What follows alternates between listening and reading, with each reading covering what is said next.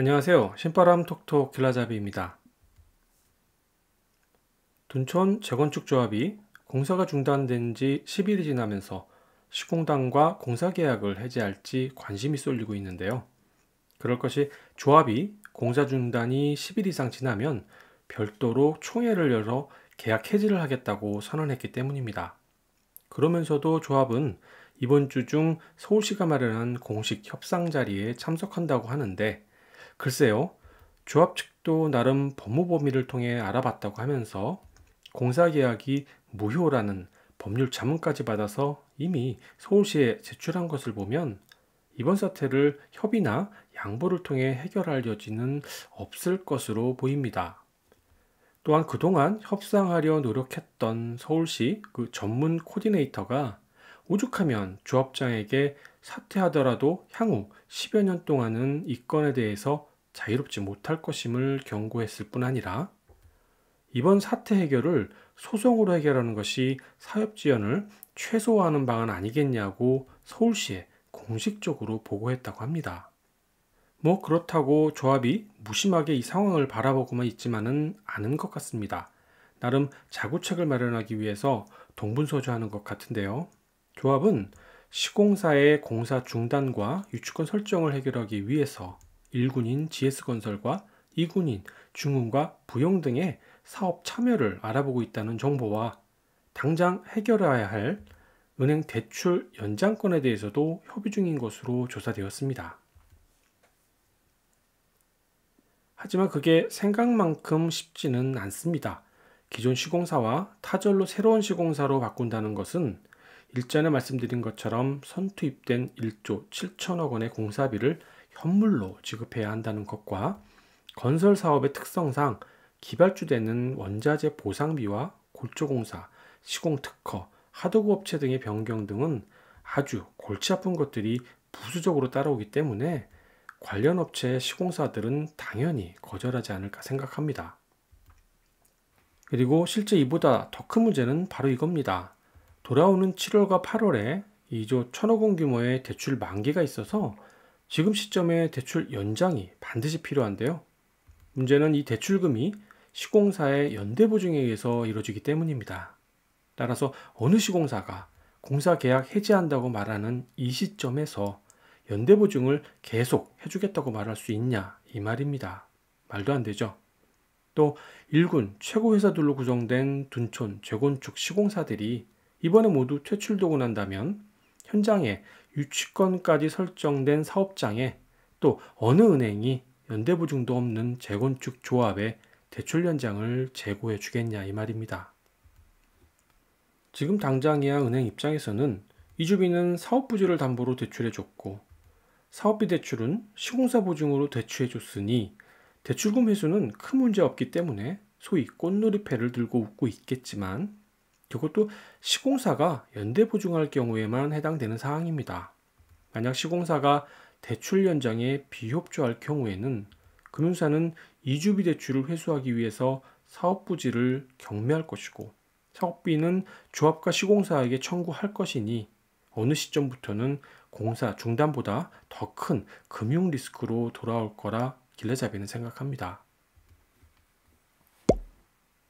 재건축할 때 공사비가 증액되는 것은 뭐 그동안 당연시되었던 일이고 그로 인해 분담금이 늘어나는 것이 원인이 돼서 비대위가 만들어지고 또 조합장이 바뀌고 하는 것 아니겠습니까?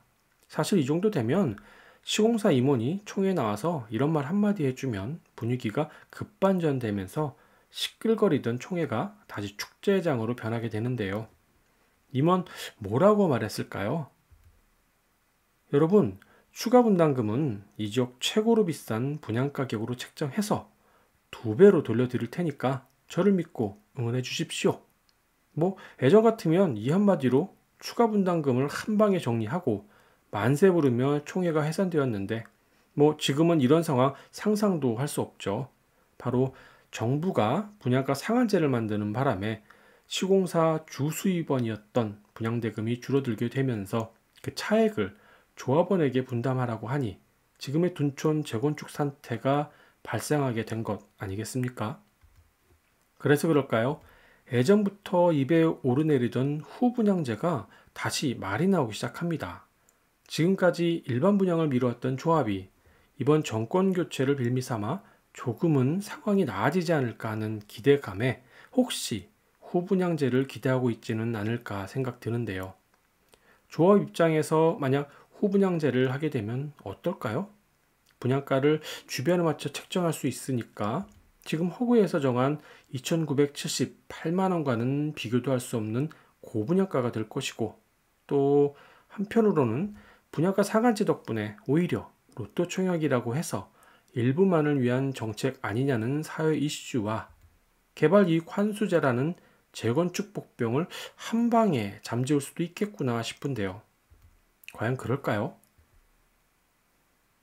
당면의 과제인 공사 중단과 유축건이 당연히 해결된다는 가정하에 말씀드리면 길라잡의 생각으로는 시기적으로 너무 늦지 않았나 싶습니다. 우선 후분양자가 되려면 공정률이 80% 이상 되어야 할 것인데 지금 52%인 이 시점에 투입된 금액만 1조 7천억 원입니다. 여기에도 공사비를 투자하라고 하면 시공사 입장에서 사업 리스크가 너무 크게 돼 부담스럽고, 또 금융비용이 너무 많기 때문에 대출이자 감당이 쉽지 않을 것 같습니다. 재건축에서 PF 대출은 여러분이 하시는 일반 대출이자와는 비교도 되지 않습니다.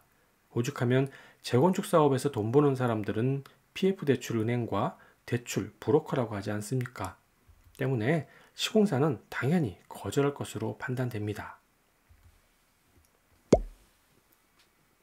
오늘 영상에서 길라잡이가 말하고 싶은 내용은 지금부터입니다.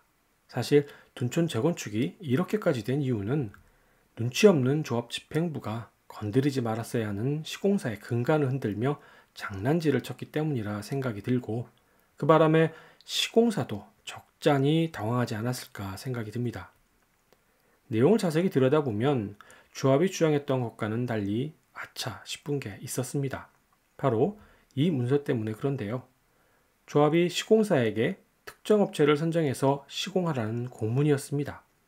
처음엔 자재 품목에 대한 고급화를 요구했었는데 나중에 온 문서를 보니까 더 노골적으로 이전에 없었던 특정 업체까지 적어서 그것도 대담하게 공문으로 발송했다는 것입니다. 더군다나 가격까지 미리 내고 했으니까 더 이상 깎지도 말라고 합니다. 아무리 처음 해보는 재건축이라고는 하지만 자신들이 이권을 위해서 공문에 이런 식으로 표현한다는 것은 길라잡이는 지금껏 봐본 적이 없어서 저 또한 황당했었는데요. 차라리 여기서 멈췄으면 처음이니까 몰라서 그랬겠지 할 수 있었는데, 이게 사회적으로 문제가 대두되자 다음 공문에서 공문 작성 중 발생한 오류라고 해서 삭제해달라고 하는 것을 보고는 정말 아차 하는 생각이 들었습니다. 시공사의 하도업체, 요즘은 협력업체라고 합니다. 한마디로 건설 분야에서 원청과 하청을 분리해서는 존재하지 않기 때문입니다.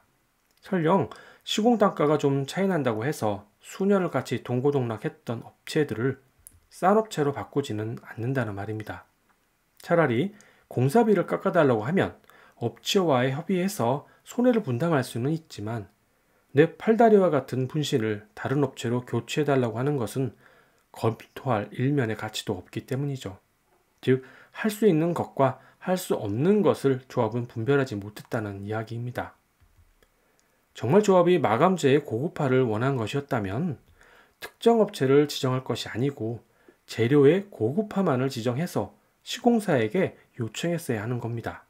그래야 시공사도 선택이라는 것을 할 수 있었으니까요. 또 놀라운 것이 하나 더 있습니다. 바로 조합 압박에 못 이겨 계약을 포기하게 만든 사례인데요. 오죽하면 그 업체가 검찰에 고발까지 했다고 합니다. 기사의 내용을 확인해 보면 이건 역시 이권 개입이 원인이 아니었나 생각이 드는데요. 공기가 1년 예상되는 사업을 A 업체에게 무려 6개월 안에 하라며 무리하게 요구를 해서 결국 그 업체를 포기하게 만들고는 오히려 B 업체에게는 기간도 더 늘려주면서 8억이나 더 많은 19억에 하라고 했다는 기사입니다. 그냥 이 내용만 봐도 뭔가 있지 않겠나 생각이 드네요. 며칠 전 둔촌조합 정상위원회라는 카페를 알게 되었습니다. 방문의 내용을 살펴보니 지금의 조합이 잘못 운영되고 있다는 지적을 하는 것 보면 비대위가 아닌가 싶습니다.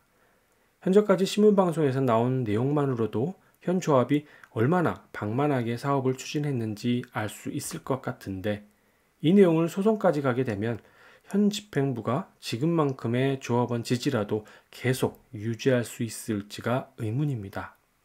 전문가들은 과거 사례 등을 이유로 조합이 그렇게 쉽게 교체되기는 어렵지 않겠냐라고 말을 합니다. 하지만 길라잡의 생각은 조금 다릅니다.